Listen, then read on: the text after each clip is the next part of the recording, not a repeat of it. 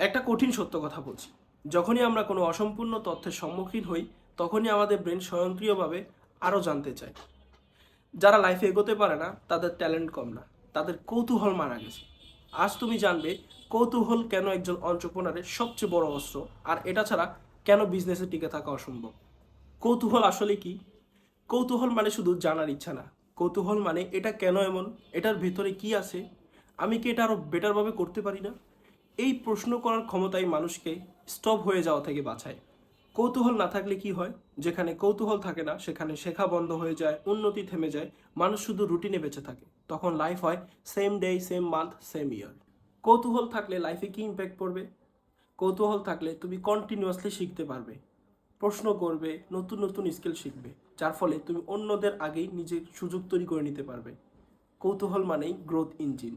Entrepreneur হিসেবে কৌতূহল থাকা কতটা দরকার? একটা কথা পরিষ্কার করে বলি, কৌতূহল ছাড়া এন্টারপ্রেনার হওয়া অসম্ভব। কারণ একজন এন্টারপ্রেনার সবসময় প্রশ্নের মধ্য দিয়ে থাকেন। কেন এটা কিনছে মানুষ?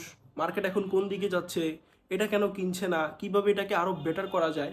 আরও মজার বিষয় হচ্ছে, সবচেয়ে কৌতূহল প্রশ্ন থেকেই এন্টারপ্রেনার তৈরি হয়ে ওঠে। আজ যারা সফল তারা সবচেয়ে বেশি কৌতূহলী মানুষ ছিল। একটা সতর্কতা, সব কৌতূহল ভালো না। অন্যের লাইফ নিয়ে কৌতূহল, নেগেটিভ গসিপের কৌতূহল, নিজের লাইফ, নিজের ভবিষ্যৎ, নিজের গ্রোথ, এই কৌতূহলগুলোই দরকার। যতদিন কৌতূহল থেকে প্রশ্ন করবে ততদিন তুমি এগোবে। যেদিন প্রশ্ন থামবে সেদিন থেকে তোমার গ্রোথ থেমে যাবে।